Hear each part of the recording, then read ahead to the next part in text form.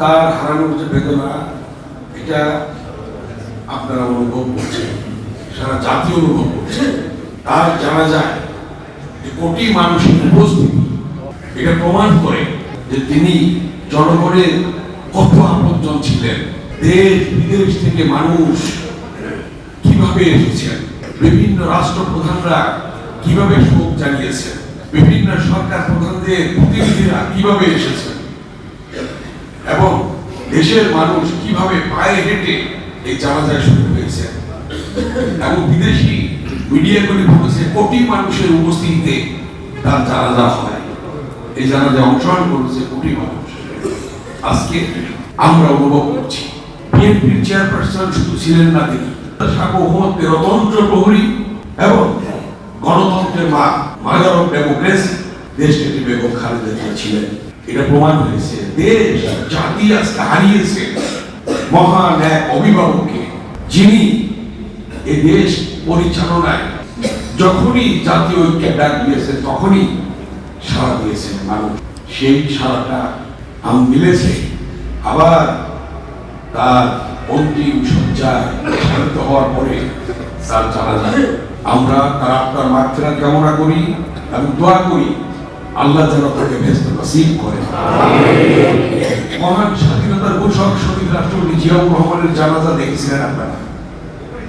তিনিও স্বাধীনতার ঘোষক ছিলেন, তিনি ঘোষণা দিয়েছিলেন এবং তিনি এই দেশের জন্য অবদান রেখে গেছেন, সেটাও জাতি স্মরণ করেছে তার জানাজার মধ্যে উপস্থিতির মধ্যে দিয়ে। সারা পৃথিবী বিশ্ব রেকর্ড করেছে, এত বড় জানাজা আর হয় নাই কোথাও। সাবেক তিনবারের প্রধানমন্ত্রী আপসীর নেত্রী দেশনেত্রী বেগম খালেদা জিয়ার যে জানাজায় মানুষ হয়েছে, মানুষের যে ঢল নেমেছে, জনতার যে ঢল নেমেছে, এটা পৃথিবীর ইতিহাসে কোথাও এত বড় জানাজা হয় নাই। সমস্ত পৃথিবীর ইতিহাস রেকর্ড ভঙ্গ করেছে। আজকে তারই শুধু দূরদর্শী বিএনপির ভারপ্রাপ্ত চেয়ারম্যান জনাব তারেক রহমান দীর্ঘ 18 বছর নির্বাসন থাকার পরে আজকে তিনি এসেছেন। তিনি যেদিন আসছেন সেদিনও দেখেছেন লক্ষ লক্ষ মানুষের উপস্থিতি তাকে বরণ করে নিয়েছে। এমনি সময় তিনি হারালেন মাকে, তার সবচেয়ে প্রিয় পৃথিবীর মধ্যে।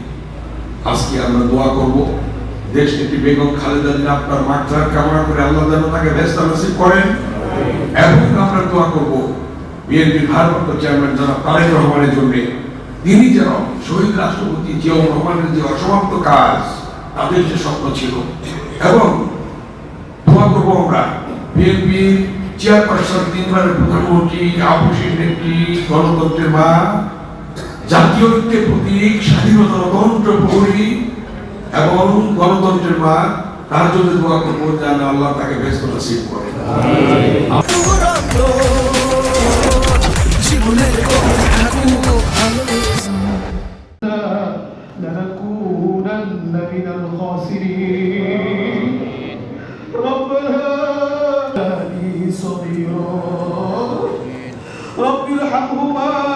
سبحان الله رب العرش العظيم الحمد لله رب العالمين نسأل لا تدع لنا ذنبا إلا غفرته رب كريم আপনি তাকিয়ে দেখেন আমরা উপস্থিত হয়েছি। আল্লাহ, এখানে অনেক এমন সন্তান আছে যাদের কলিজার টুকরা বাবাকে নিজ হাতে কবরে রেখে এখানে আছে, যারা জীবনে আর কখনো মা বলে ডাক দিতে পারবে না। রব্বে কারীম আলহামদুলিল্লাহ।